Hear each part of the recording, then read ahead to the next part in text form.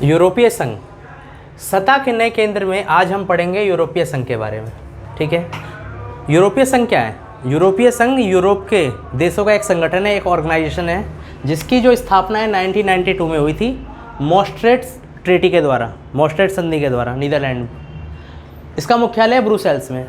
अब सबसे पहले आप लोगों को ये पता होना चाहिए कि कोई भी क्षेत्रीय संगठन बनाया क्यों जाता है या सतह का नया केंद्र क्यों कहा जाता है उसको। तो यूरोपीय संघ ये विश्व की दूसरी सबसे बड़ी अर्थव्यवस्था है। इसके अलावा इसके पास पूरे विश्व में अमेरिका के बाद सबसे ज़्यादा सैनिक है यूरोपीय संघ के अंदर। ये 27 देशों का एक संगठन है और इसकी सबसे बड़ी विशेषता क्या है कि इसके पास ये इतना शक्तिशाली है कि ये विश्व में अमेरिका के प्रभुत्व पर भी लगाम लगा सकता है, क्योंकि विश्व व्यापार में इसकी साझेदारी अमेरिका से भी 3 गुना ज़्यादा है।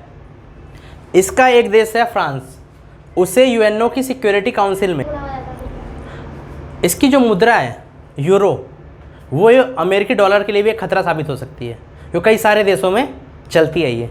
और यूरोपीय संघ की क्या चीज़ है जो इसे एक यूनिक संगठन बनाती है? साझी विदेश नीति, मुद्रा, राष्ट्रगान, साझा झंडा और सेना, ये यूरोपीय संघ की साझी विशेषता है। क्लियर? इन सब चीज़ों से यूरोपीय संघ एक ताकतवर संगठन बनता है। ये तो आप लोगों ने देखा कि भाई यूरोपीय संघ की क्या क्या विशेषता है। अब कोई भी संगठन हो, उसकी विशेषता है तो कुछ कमियां भी होगी। यूरोपीय संघ की आपने ये विशेषता देखी कि भाई विश्व की दूसरी सबसे बड़ी अर्थव्यवस्था है, विश्व की दूसरी सबसे बड़ी सेना इनके पास है, विश्व की 2005 में सबसे बड़ी अर्थव्यवस्था थी, 12 ट्रिलियन की सबसे बड़ी अर्थव्यवस्था थी इसकी। अमेरिका से 3 गुना ज़्यादा हिस्सेदारी है। WTO, वर्ल्ड बैंक, IMF में भी यूरोपीय संघ की अच्छी खासी पहुँच है। तो ये हमने देखा कि भाई यूरोपीय संघ, अब यूरोपीय संघ किस लिए बनाया गया है? यूरोप के देशों को सहयोग करने के लिए, यूरोप के देशों का इकोनॉमिकल डेवलपमेंट करने के लिए, यूरोप के देशों को सुरक्षा देने के लिए और यूरोप के देशों के बीच में जो डिस्प्यूट हो उसे बातचीत से सुलझाने के लिए यूरोपीय संघ बनाया गया था। क्लियर? तो अब हम देखेंगे इसकी कमियां क्या हैं, यूरोपीय संघ की कमियां क्या हैं। यूरोपीय संघ की कमियां, यूरोपीय संघ की कई सारी कमियां हैं। सबसे बड़ी कमी क्या है इसकी कि साझी विदेश नीति का ना कई सारे देश विरोध करते हैं, क्योंकि यूरोपीय संघ के देश हैं, उनकी अलग अलग विदेश नीति भी है, तो वो साझी विदेश नीति का विरोध करते हैं। क्यों? जब 2003 में जब अमेरिका ने अटैक किया था इराक के ऊपर, तो उसका समर्थन ब्रिटेन ने तो किया था, लेकिन फ्रांस और जर्मनी उसके खिलाफ थे। इसके अलावा यूरोपीय संघ की 2003 में यूरोपीय संघ अपना एक साझा संविधान लागू करने वाला था, लेकिन फ्रांस ने रोक दिया, फ्रांस ने मना कर दिया। डेनमार्क और स्वीडन यूरोपीय संघ की जो मुद्रा है ना यूरो, उसका विरोध करते आए हैं। कई सारे देश ये नहीं चाहते कि भाई उनके आंतरिक मामलों में यूरोपीय संघ हस्तक्षेप करे। तो इसलिए 2020 में पूर्ण रूप से, ऐसे तो पहले ही अलग हो चुका है, ब्रेक्जिट के द्वारा ब्रिटेन यूरोपीय संघ से अलग हो चुका है। इसके अलावा यूरोपीय संघ के देशों की अलग अलग मुद्रा भी है। ये सारी चीज़ें जो है आपने बुक में देखा होगा, एक जगह यूरोपीय संघ को ना टाइटैनिक के जहाज़ की तरह दिखाया गया। इतने ताकतवर होने के बावजूद यूरोपीय संघ में कई सारी कमियां भी हैं। ठीक है?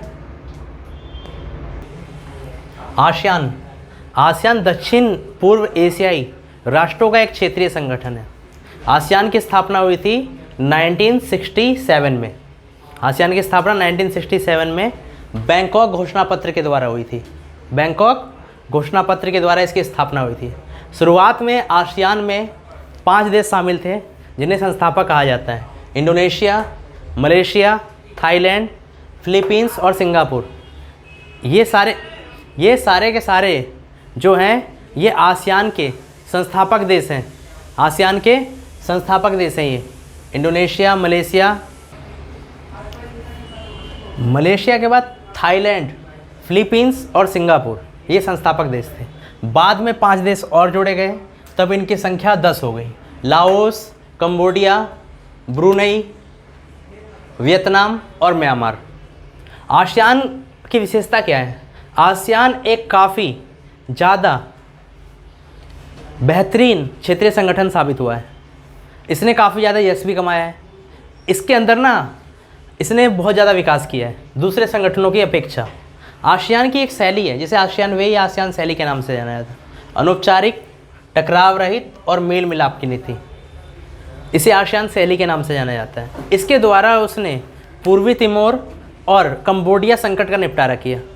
आसियान ने 1994 में आसियान क्षेत्रीय मंच, आसियान रीजनल फोरम की स्थापना करी, ARF की, जो विश्व को एक मंच तैयार करवाता है अंतर्राष्ट्रीय मुद्दों पर बात करने के लिए। इसके अलावा ये सदस्य देशों को अपनी विदेश नीति, आर्थिक विकास के लिए समझौते तैयार करने की नीतियों के बारे में एक मंच प्रदान करता है।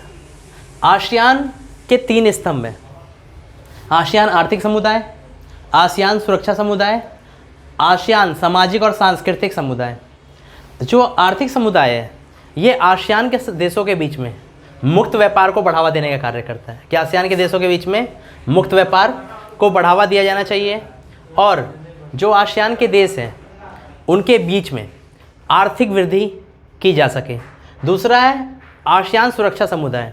ये इसका कार्य है कि सदस्य देशों के बीच में जो भी टकराव है उन्हें बातचीत से सुलझाया जाए, सैनिक कार्रवाई के द्वारा नहीं सुलझाया जाए।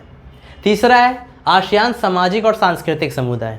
इसका ये कार्य है कि आसियान के जो भी देश हैं उनके साथ सामाजिक और सांस्कृतिक आदान प्रदान किया जाए, क्योंकि आसियान के जो देश हैं उनमें लगभग एक जैसी संस्कृति पाई जाती है।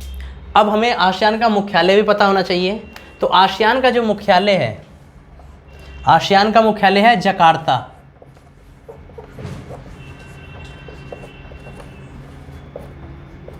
जकार्ता में आसियान का मुख्यालय है।